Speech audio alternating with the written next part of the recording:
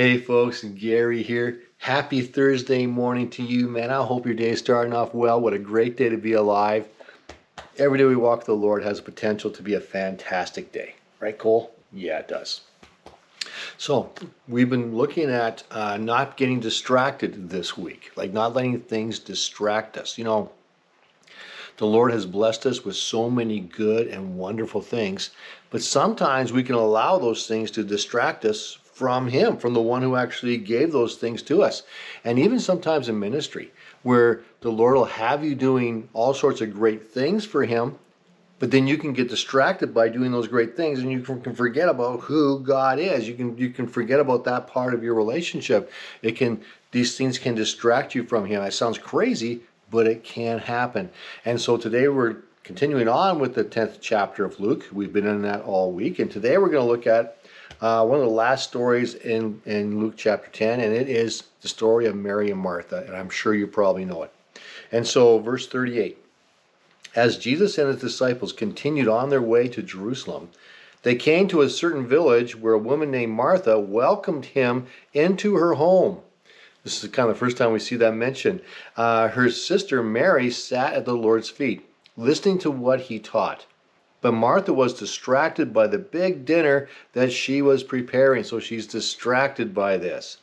She came to Jesus and said, "Lord, doesn't it seem unfair to you that my sister just sits here while I do all the work? Tell her to come and help me." And you know what? I think most of us would say, yeah, that's not very fair. Why does Martha have to do all that work? How come Mary's not helping her?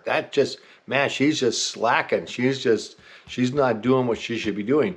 And so we can get that thought, we can get that idea, but that's not the way the Lord takes it. That's not the way Jesus takes it, because he responds this way. He says, "But the Lord said to her, 'My dear Martha, you are worried and upset over all these details.'" Remember earlier it says she was distracted. You are worried and upset over all these details. Your focus is in all this stuff, and yet I'm in your presence. Your focus is in all this, but you're not focusing on me. Your attention is in the wrong area. You're facing the wrong direction. And he says, you are worried and upset over all these details. There is only one thing worthy of being concerned about. Mary has discovered it, and it will not be taken away from her. What a great lesson for us. Now, obviously, things have to get done. If the Lord has given you tasks to do, if he's given you a ministry to do, if he's given you a passion to do these things for God, whether it's music, whether it's working with kids, whether it's feeding those who don't have food, operating a food bank, that kind of thing, whatever it might be, if God's put that on your heart, then you should do it with everything you've got in you. But don't forget about the one who sent you to do it. You know what I'm saying? Don't let the thing that you're doing distract you from who he is in his presence.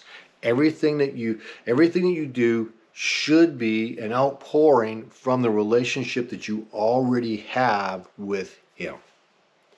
Have that relationship. Make sure that's first.